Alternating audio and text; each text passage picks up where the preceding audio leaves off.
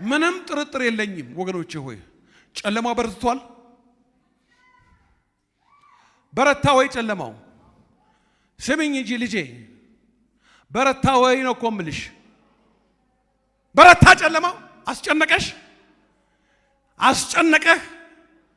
ጨለማው እያስጨነቃችሁ ግራ ያጋባችሁ አባቴ ለምን ይሆን በዚህ ጨለማ ውስጥ ማልፈው በረታብኝ እኮ ጌታዬ እያላችሁ ያላችሁ ወንድሞቼና እህቶቼ ትኖሩ ይሆን?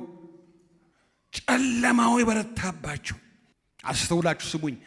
በዚህ በበረታባችሁ በመተክዙበት ጥያቄ ሆኖባችሁ ሰው ሳያይ እንባችሁን በመታፈሱበት ጉዳይ በፊታችሁ ላይ እግዚአብሔር ለብዙዎች የሚሆነውን በረከት እያዘጋጀላችሁ ስለሆነ ነው። ክብር ለኢየሱስ ክርስቶስ ይሁን።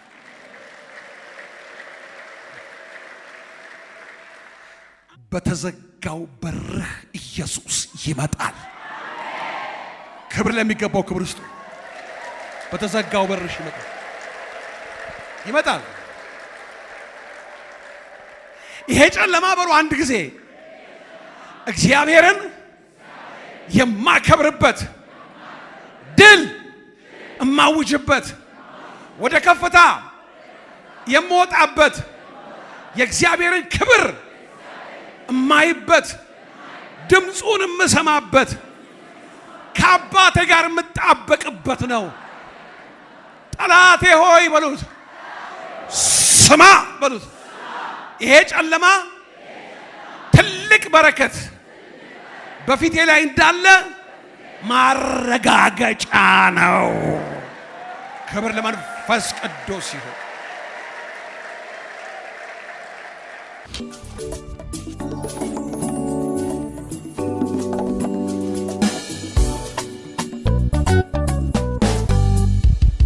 የዮሐንስ ወንጌል ምዕራፍ 20 ከቁጥር 19 ጀምሮ ያለውን ቃል ነው የምንመለከተው። በኢየሱስ ክርስቶስ ስም አነባዋለሁ። ያም ቀን እርሱም ከሳምንቱ ፊተኛው በመሸ ጊዜ ደቀ መዛሙርቱ ተሰብስበው በነበሩበት አይሁድን ስለፈሩ ደጆች ተዘግተው ሳሉ ኢየሱስ መጣ። በመካከላቸውም ቆሞ ሰላም ለእናንተ ይሁን አላቸው። ይህንም ብሎ እጆቹንም ጎኑንም አሳያቸው። ደቀ መዛሙርቱም ጌታን ባዩ ጊዜ ደስ አላቸው። ኢየሱስም ዳግመኛ ሰላም ለእናንተ ይሁን፣ አብ እንደላከኝ እኔ ደግሞ እልካችኋለሁ አላቸው። ይህንም ብሎ እፍ አለባቸው። መንፈስ ቅዱስን ተቀበሉ። ኃጢአታቸውን ይቅር ያላችኋቸው ሁሉ ይቀርላቸዋል፣ የያዛችሁባቸውም ይያዝባቸዋል አላቸው ይላል። ደቀ መዛሙርቱ አሁን ያሉበትን ሁኔታ ባነበብነው ክፍል ላይ በጥንቃቄ ስትመለከቱት ሁላችሁም እንደምታስተውሉት እንደዛ ገምታለሁ ወገኖቼ ሆይ። ወደ ውጭ ከወጡ ታላቅ ፍርሃት ነው። ውስጥ ውጭ ብለው ደግሞ ጭንቀት ነው። እስቲ አስተውሉ ወገኖቼ ሆይ። በውጭ ፍርሃት አለ፣ በውስጥ ደግሞ ጭንቀት አለ። ይሄ ሁሉ እንዴት መጣ ብላችሁ ካላችሁ ደጋግሞ የነገራቸውን ነገር ስለጣሉት ስለረሱት ነው። የሰው ልጅ አላቸው። በመጽሐፍ ቅዱስ ላይ የሰው ልጅ እያለ በዚህ በአዲስ ኪዳን ላይ የሚናገረው ኢየሱስ ክርስቶስ ብቻ ነው። አስተውሉ ወገኖቼ ሆይ፣ ኢየሱስ ክርስቶስ ብቻ የሰው ልጅ ነው የሚለው ራሱ የሰው ልጅ ይላል። በጻፎችና በፈሪሳውያን ተላልፎ ይሰጣል። ይዘብቱበትማል፣ ይገርፉትማል፣ ያሰቃዩትማል፣ ይገድሉትማል፣ በሶስተኛው ቀን ይነሳል እያለ በወንጌላት ላይ ደጋግሞ ነግሯቸው። እነሱ ግን እስራኤልን የሚበዥ ተስፋ ያደረግነው እሱ ነበረ። የሮማውያን ጻፎች አሳልፈው ሰጡት፣ ገደሉት። ወገኖቼ ሆይ የኔም የናንተም የዘመኑም በዛን ዘመንም የነበረው ችግር አንድ ነው። እግዚአብሔር በቃሉ የሚናገረንን በመንፈሱ የሚናገረንን መርሳት፣ መጣል፣ ጥለውታል የተናገራቸው። የማርቆስ ወንጌል ምዕራፍ 8 ቁጥር 31 ላይ፣ የሉቃስ ወንጌል ምዕራፍ 9 ቁጥር 22 ላይ ኢየሱስ ክርስቶስ ደጋግሞ የተናገራቸውን ቃል ታገኛላችሁ። የሰው ልጅ ተላልፎ ይሰጣል፣ ይገርሉትማል፣ በሶስተኛውም ቀን ይነሳል አሏቸዋል። እነሱ ይሄንን ስለጣሉ ምን ሆኑ? በፍርሃትና በጭንቀት ውስጥ ሆኑ። አይሁድን ስለፈሩ ቢያስተውሉ። አንዳንድ ጊዜ እኮ ፍርሃታችንና ጭንቀታችን እግዚአብሔር የተናገረውን ነገር አለማስተዋላችን ነው። አለማስተዋላችን ነው ወገኖቼ ሆይ። በዚህ በጨለማ ውስጥ አሁን ጨለማ ነው። ይሄ ሰዓት ጨለማ ነው። በር ዘግተው ተቀምጠዋል። ወደ ውጭ መውጣት አይችሉም። እነሱም ከሱ ጋር እንደነበሩ ስለሚያውቁ ይገሉናል ብለው ስለሚፈሩ ተጨንቀዋል። ጨለማው በጣም ከባድ ጨለማ ነው። እንግዲህ ወገኖቼ ሆይ ይህን ነገር አስተውሉ ባካችሁ። ስለ እግዚአብሔር ነው የምለምናችሁ። ጨለማ ከመቼውም ይልቅ የእግዚአብሔርን ድምፅ የምንሰማበት ነው። ጨለማ ከመቼውም ጊዜ ይልቅ እግዚአብሔር ወደኛ የሚጠጋበት ሰዓት ነው። ጨለማ እግዚአብሔር የልቡን ሐሳብ የሚገልጥልን ሰዓት ነው። ጨለማ እግዚአብሔር ፈቃዱን እንድናውቅ ነገሮችን ወደኛ መጥቶ የሚገልጥበት ሰዓት ነው። ካስተዋልን ነው። ምን አላቸው ኢየሱስ ክርስቶስ? እንደ ልማዱ ወደ ደብረ ዘይት ሄደ ይላል መጽሐፍ ቅዱስ። በዚያም የድንጋይ ውርወራ ከነሱ ራቅ ብሎ ተንበርክኮ መጸለይ ጀመረ። ከመጸለዩ በፊት ግን እንደዚህ አላቸው፣ ወደ ፈተና እንዳትገቡ ተነሱ። ከራሳችሁ ሐሳብ ተነሱ። ተስፋ ከቆረጣችሁበት ነገር ተነሱ። ግራ ከተጋባችሁበት ነገር ተነሱ። በጥያቄ ከሚነዘንዛችሁ ነገርና ተንበርከኩ። ወደ ፈተና እንዳትገቡ አላቸው። እነሱ ግን ተኙ። ወገኖቼ ሆይ ይሄ ሰዓት አሁን ለምን ምን ሆነ? ፈተና መጣ፣ ተኙ። ስለዚህ ዛሬ የምንካፈለው ቃል ርዕሱ እንደዚህ የሚል ነው። በጨለማው ጊዜ ሲጨላልም ምን እናርግ? ሁለት ነገር አስተውሉ በጌታ ፍቅር። ሁለት ነገር። በመጀመሪያ መንገዱን ከማን ጋር ነው የጀመርከው? ጨለማው ከመምጣቱ በፊት የጀመርሽው መንገድ ከማን ጋር ነው የጀመርሽው? ስትጀምሪ ከማን ጋር ነው? ስትጀምር ከማን ጋር ነው የጀመርከው? ሁለተኛ እግዚአብሔር ከኛ ጋር በጨለማ ውስጥ እንዳለን እግዚአብሔር ከኛ ጋር እንዳለ ከረሳን፣ ካላመንን፣ ካላወቅን ጨለማው ይበረታብናል። እንግዲህ እቺን ያዙ ወገኖቼ ሆይ የጨለማው ብርታት የጨለማው ብርቱ መሆን ሳይሆን እኛ አብሮን ያለውን ጌታ አለማመን ነው። ሁለተኛ ከማን ጋር እንደጀመርን አለማወቅ ነው። መጽሐፍ ቅዱስ ላይ እንደዚህ የሚል ቃል አለ፣ ሕዝቤ ዕውቀት በማጣቱ ጠፍቷል ይላል። ያጠፋው ነገር ሊያጠፋው የሚችል ሆኖ አይደለም። የእግዚአብሔር ዕውቀት ከዛ ሰው ከዛች እህት ጋር ስለጎደለ ነው። እግዚአብሔር አምላካችን መረዳት ወዳለበት ወደ እግዚአብሔር ዕውቀት ባለጠግነት ያምጣን። አያችሁ ችግራችን የእስራኤላውያን ችግር በብሉይ ኪዳን ስትመለከቱ መርሳት ነው። ዛሬ ባህሩን ከፍሎ እንደ ግድግዳ አቁሞ እንደዚህ በመካከል በደረቅ አሻግሯቸው ውሃው ተመለሰ።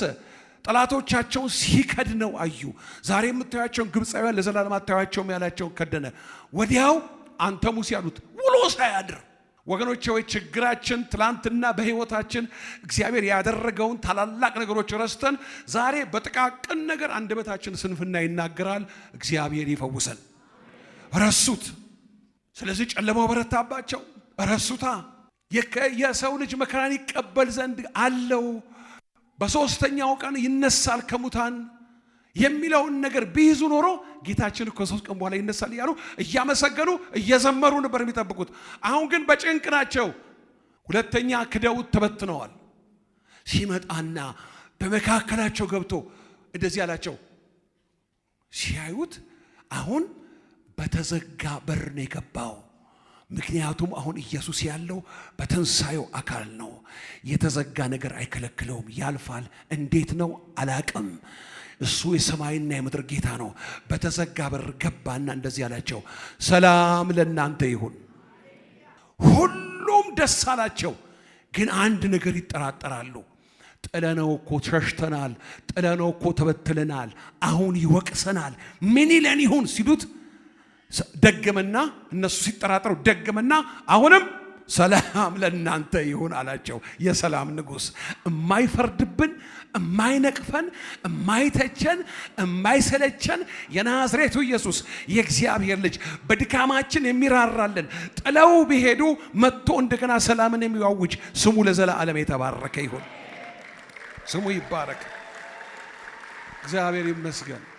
በዚህ ጨለማ ውስጥ አንደኛ ምን እያስተማርከኝ ይሆን? ምንድነው እሱ በጨለማ ውስጥ እንዳውቅ የፈለከው? ምንድነው ልትናገረኝ የፈለከው? ምንድነው አባቴ ልትለኝ የፈለከው? ሁለተኛ በዚህ በማይመች በዚህ ጥሩ አይደለም የሚለው ነገር በበዛበት ጊዜ ምን ልታስተምረኝ ፈልጋል? አባቴ ምን እንዳደርግ የምትፈልገው ነገር ይሆን? ልትነግረኝ ይሆን? ምን እንዳደርግ ትፈልጋለህ? ሶስተኛ ራሴን ሙሉ ለሙሉ ለእግዚአብሔር ሰጥቼ ይሆንን? እዚህ ውስጥ ካላችሁ አንድ ግል ጠይቃችሁ ራሴን ለእግዚአብሔር ሙሉ ለሙሉ ሰጥቻለሁ እምትሉ ትኖራላችሁ? እዚህ ውስጥ ትኖራላችሁ? ወገኖቼ ሆይ እንዳትቸኩሉ።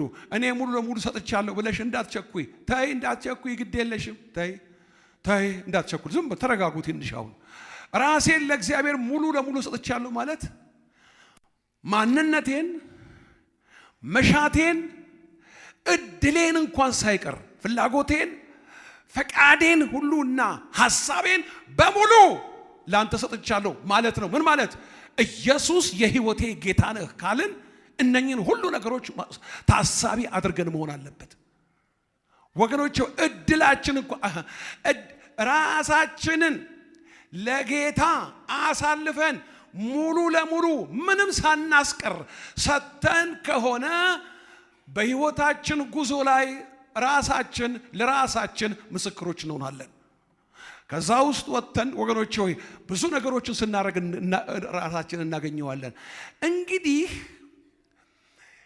የሰራዊት ጌታ ልዑል እግዚአብሔርን አስደስተዋለሁ ብሎ ያሰበ ክርስቲያን ልንገራችሁ፣ ጌታዬ መሻቴን ሁሉ፣ ፍላጎቴን ሁሉ፣ ሐሳቤን ሁሉ፣ ሌላው ቀርቶ እድሌን እንኳን ለአንተ አሳልፌ ሰጥቻለሁ የሚለውን እግዚአብሔር ከኛ አፍ ከሰማ እውነት ከሆነ እንደዚህ እግዚአብሔርን የሚያስደስተው ነገር የለም ወገኖቼ ሆይ። እግዚአብሔርን እንደዚህ የሚያስደስተው ነገር የለም። አሁን እዚህ ጋር ሙሉ ለሙሉ ሰጥተነዋል፣ ራሴን ሰጥቼዋለሁ። ራስ መስጠት ቀላል ነገር እንዳልሆነ ወገኖቹ አትቸኩሉ። በትክክል መረዳት አለብን። ራስን ለጌታ መስጠት፣ ሙሉ ለሙሉ መስጠት በጣም ከባድ ነው። በጣም ከባድ ነው። ይሄ ከደህንነት ጋር የተያያዘ አይደለም። እዚህ ጋር መጥቶ ሰዎች ጌታን ሲቀበሉ በጌታ በኢየሱስ ክርስቶስ አምኛለሁ፣ ከዘላለም ሞት ፍርድ አድነኝ፣ ራሴን ላንተ ሰጥቻለሁ። እውነት ነው። ግን ይሄኛው እምላችሁ መሰጠት የተለየ ነው። ያኛው የመጀመሪያው ነው፣ ትክክል ነው። ዛሬ ጌታን የተቀበለን ሰው ራስህን ለጌታ አሳልፈ ስጥ ብትሉት ምን ማለት እንደሆነም ሊያውቀው አይችልም። ግን ለተለማመድን፣ ለእኔና ለእናንተ ለሰነበትን፣ ወራትን አይደለም ዓመታትን ላስቆጠርን ወገኖቼ ሆይ ራሳችንን ሰጥተነው ይሆን? የደቀ መዛሙርቱ ችግር ምንድን ነው? ራሳቸውን ስላልሰጡት አላመኑትም። ራሱን የሰጠ ሰው እስቲችን ያዙ። ራሱን የሰጠ ሰው የእግዚአብሔርን ቃል ያምናል። እኔ አላምንም እንዴ ካላችሁኝ እሱ ነው እናንተ ታውቁታላችሁ። የእግዚአብሔርን ቃል ያምናል። ራሱን ለእግዚአብሔር የሰጠ ሰው ወገኖቼ ሆይ በማንኛውም ነገር ውስጥ ነገሩን ለእግዚአብሔር አሳልፎ ይሰጣል። ከነገሩ ጋር አይታገልም። እግዚአብሔር የሚናገረውን ቃል ያምናል። በመንፈሱ የሚናገረውንም ቃል እግዚአብሔርንም ያምናል። ስለዚህ ደቀ መዛሙርቱ የተናገራቸውን አላመኑም። ደግሞ ወገኖቼ ሆይ እንደዚህ አፍ ለአፍ ነው እኮ ያነጋገራቸው። አንዴ እኮ አይደለም ደጋግሞ ነው የነገራቸው። ደጋግሞ ነው። የዛን ጊዜ እኮ ጴጥሮስ በሶስተኛው ቀን ይነሳ አይ ይሄማ አይሁንብህ ብሎ የመጣው ሄድ የሰውን እንጂ እግዚአብሔርን አሰብክበና እንቅፋት አትሁንብኝ ሂድ አንተ ሰይጣን ያለው ከጀርባው መጥቶ በሱ ላይ የተናገረው ነው። ጴጥሮስን አይደለም ያለው። የዛን ጊዜ እኮ ነው እንደዚህ ያለው። እግዚአብሔር አምላካችን ሁላችንም የሚርዳን። የተሰጠ ህይወት አለኝ። እሺ ምንድነው የምሰጠው? ምንድነው የምሰጠው ለእግዚአብሔር? የተሰጠ ህይወት እሺ የምሰጠው ምንድነው? ብዙ ዝርዝር አይደለም የምሰጠው፣ ራሴን ነው። በቃ ፒሪድ። የምሰጠው ራሴን ነው ወገኖቼ ሆይ። እግዚአብሔር በጣም ሊሰማው የሚፈልገው ነገር፣ እግዚአብሔር ሊሰማው በጣም የሚወደው ነገር ራሳችንን ስንሰጠው ነው። በመጽሐፍ ቅዱስ ላይ ታላላቅ ነገሮች የምንደነቅባቸው፣ አቤት ይሄ ሰው፣ አቤት እቺ ሴት፣ አቤት ይሄ አገልጋይ፣ በብሉይ ኪዳን ስማቸውን አላነሳም እና በአዲስ ኪዳን ምንላቸው እስቲ እዩ፣ ነገራቸውን፣ ታሪካቸውን ተመልከቱ።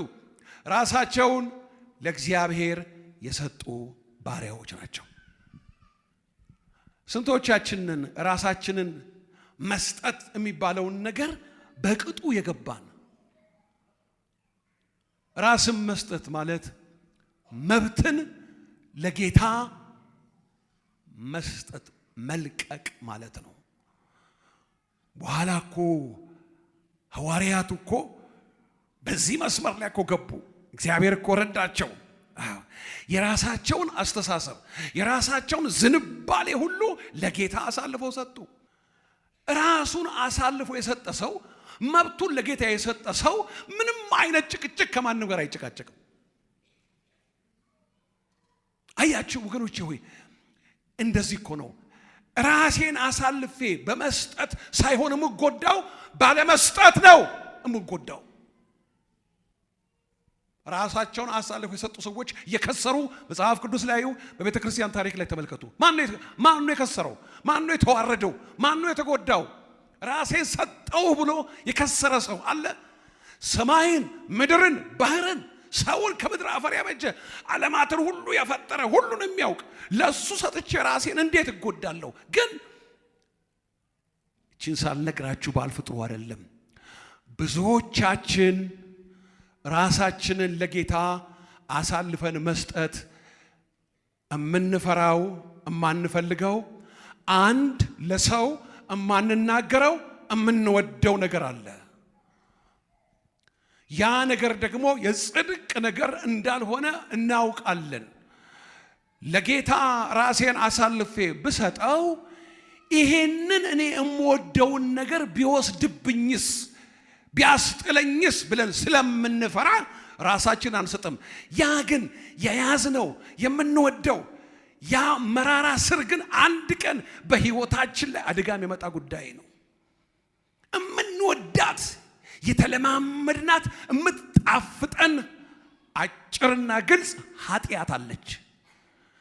ስለዚህ እሷን ቢያስጥለኝስ ብለን ምንለው ነገር አለ። አንዳንዱ ኃጢአት አይደለም ግን የሥጋ አመለካከትና ፍላጎት ነው። አንዳንዱ ማቴሪያል ነው። አንዳንዶቻችን እንደዚህ ያደርጋሉ ብለን እንዲህ ቢለኝስ?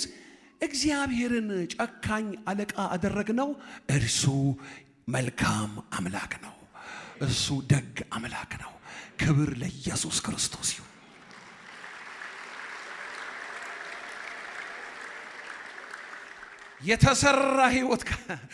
የተሰራ ህይወት ካለን እግዚአብሔር በቃሉ በመንፈሱ በሚያሳልፈን መንገድ ላይ ሰርቶን ከሆነ የተሰራን ሰዎች ከሆንን ማንነታችን ውስጣችን የተሰራ ከሆነ አስተውሉ፣ ሮንግ የሆነ ኤክስፔክቴሽን አይኖረንም።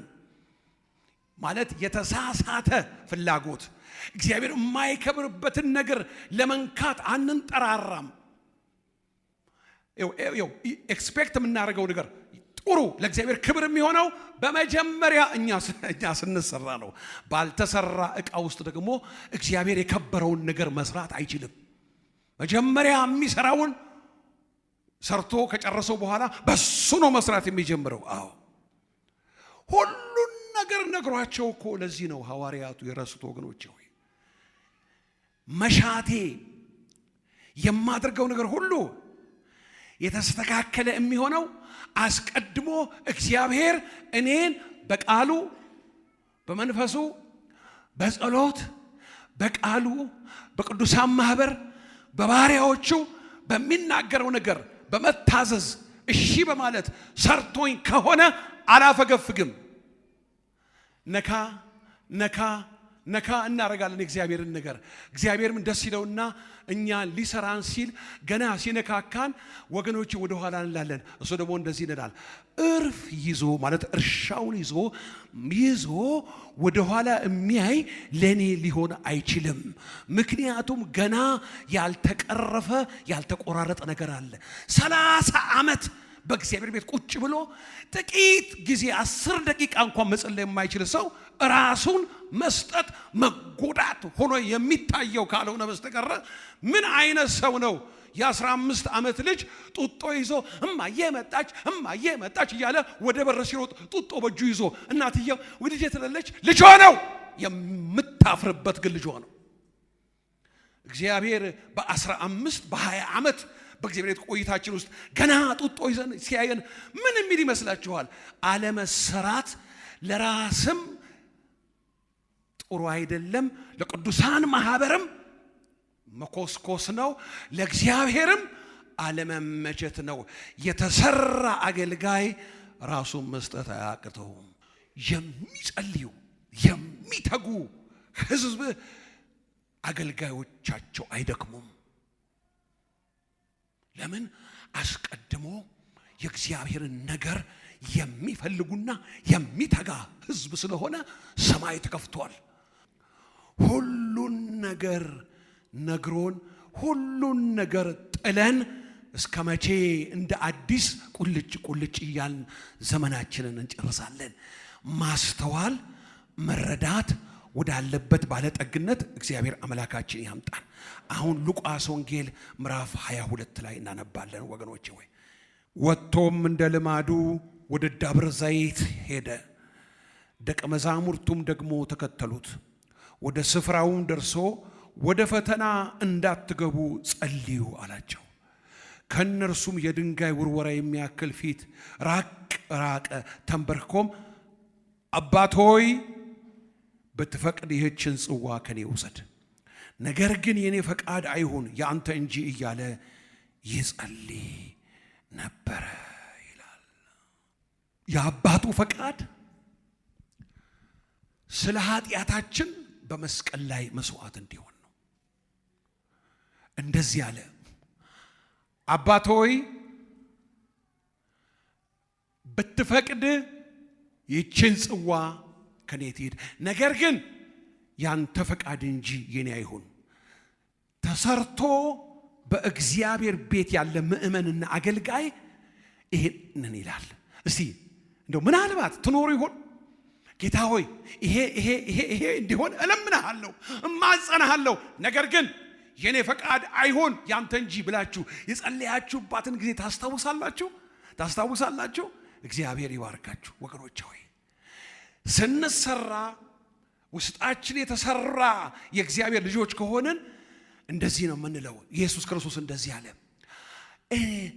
ብዙ አገልጋዮችን ሰምቻለሁ፣ ነገር ግን ወገኖቼ ሆይ እግዚአብሔር ምሕረትን እንዲያደርግላቸው እለምናለሁ። አምላኬ ምሕረት እንዲያደርግላቸው። ኢየሱስ ክርስቶስ እኮ ፈርቶ ይህችን ጽዋ ከኔ ውሰድ አለ። ኧረ ስለ እግዚአብሔር እግዚአብሔር ያቆመው ሰው ከሆነ እግዚአብሔር የሰጠውን ይናገራል። አለበለዚያ ግን አስተውለን ብንናገር መልካም ነው ወገኖቼ ሆይ። ኢየሱስ ክርስቶስ አባት ሆይ ብትወድ ይህችን ጽዋ ከኔ ውሰድ፣ ነገር ግን ያንተ ፈቃድ እንጂ እያለ ሲጣጣር ወዙም ይላል መጽሐፍ ቅዱስ በምድር ላይ እንደሚንጠባጠብ እንደ ደም ነጠብጣብ ነበረ ይላል። ወገኖቼ ሆይ ተንበርክኮ ላቡ ጠብ እያለ የሚጸልይ ሰው አይታችሁ ታውቃላችሁ? አይታችኋል? ወንድሞቼና እህቶች አይታችኋል? ወዙ በምድር ላይ ይንጠባጠብ ነበር። እንዲህ ነው የሚለው፣ ነገር ግን ያቺ ሰዓት ምንድነች? ጌታ እንዲህ ያማጠባት ሰዓት። ወገኖቼ ሆይ እኛ በእርሱ ሆነን የእግዚአብሔር ጽድቅ እንድንሆን ኃጢአት ያላወቀውን እርሱን ስለ እኛ ኃጢአት መስቀል ላይ ያደረገበት ሰዓት ነው። ኢየሱስ ክርስቶስ መስቀል ላይ የዓለምን ሁሉ ኃጢአት ስለሆነ አብ የሚጠይቀውን የኃጢአት ዋጋ ሙሉ ሲከፍል የእግዚአብሔር በኃጢአት ላይ ያለው ቁጣ በልጁ ላይ በሚነድበት በሚቃጠልበት ሰዓት ላይ አባቱና ልጁ ለተወሰነ ጊዜ ተለያይተዋል። ሊያየው አይችልም አባቱ። ለምን?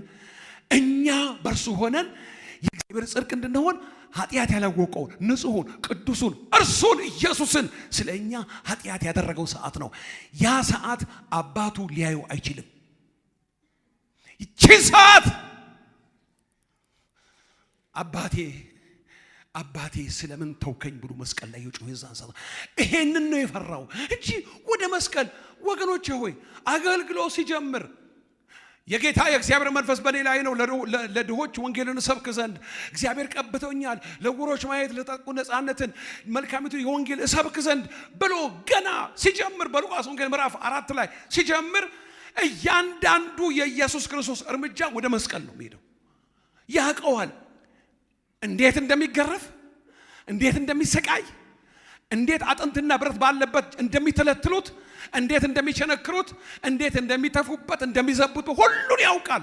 እሱን እኮ አይደለም ያስጨነቀው ከአባቱ ጋር የሚለያይባትን ሰዓት ነው የተለያየው። እኔና እናንተን እግዚአብሔር የሱ የዘላለም ጽድቅ በሱ ጽድቅ እኛ የዘላለም መንግስት እንድንገባ ነው። መጽሐፍ ቅዱሳችሁ ወደ ጎን አርጉና ቆመን ክብር እንስጠው ስለ ኢየሱስ ክርስቶስ እለምናችኋለሁ።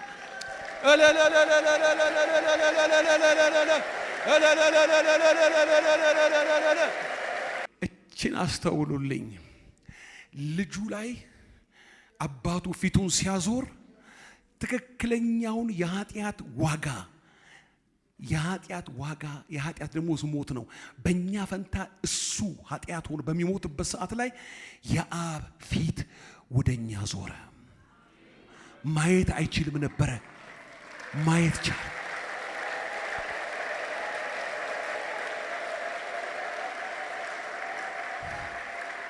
ክብር ለኢየሱስ ክርስቶስ ይሁን። ወገኖቼ ሆይ ይሄ በምን ቋንቋ ይገለጣል? በምን ዕውቀት ይደረስበታል? ለዚህ ነው ኤሎሄ ኤሎሄ ለማ ሰበቅታኒ፣ አባቴ ሆይ ስለምን ተውከኝ።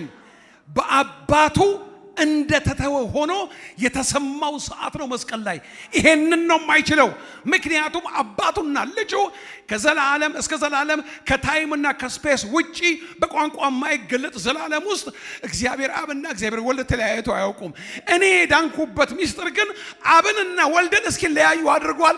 መቼ ነው የሚገባን ወገኖቼ? ወይ ክብር በሰማይ ክብር በምድር ክብር በዘላለሙ ክብር በአርያም ለእግዚአብሔር ወልድ ይሁን። አሜን። እግዚአብሔር ይባርካችሁ። ቁጭ በሉ ወገኖች፣ እግዚአብሔር ይባርካችሁ።